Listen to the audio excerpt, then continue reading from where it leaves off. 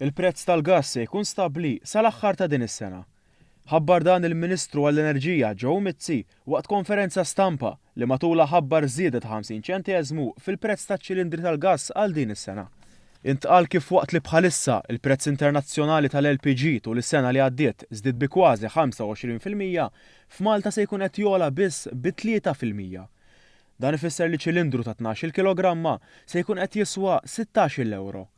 Dan wara laqgħat estensivi mar-regolatura s-servizzi tal-enerġija u l-ilma u mal-kumpanija Liquigas fejn il-Ministru għamilha ċara minn qabel bdew id-diskussjonijiet li l-prezz tal-gass rrid jinżamm stabbli. Meta tikkompara li l-oli tal-LPG minn awissu sal-lum fuq is-swieq internazzjonali żied b'25%, id-differenza fiż-żieda llum hija 3% biss. Meta tikkompara ċilindru tal-gass tixtrih mill-Italja li jiswa bi 25 euro u 30 euro, Malta tixtrih 16 euro. Fil-barra li huwa affordabbli imma dak li jkun li qed fin-negozju kulħadd jista' jappjana li jaf kemm hu l-prezz għal sena sħiħa. Il-Ministru spjega li din iż-żieda hija waħda prorata għad-daqsijiet ta' ċilindri differenti u li se tkun qed tibda mid-9 ta' Jannar. U għaddeskriva żieda bħala waħda minima għall-aħħar biex il-Gvern se jkompli għaddej bil-politika ta' stabilità fil-prezzijiet tal-enerġija.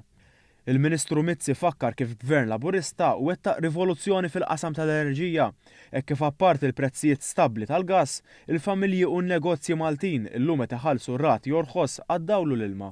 Dan waqt li qed jiġi ġenerat l-elettriku minn sorsi iktar notfa Power Station taħdem bil-gass u b'konnessjoni mal-interconnector biex bekk sellimna darba l-dejjem l-iktar żejt li jħammeġ il-heavy fuel oil waqt li jingħalqet il-Power Station tal-Marsa.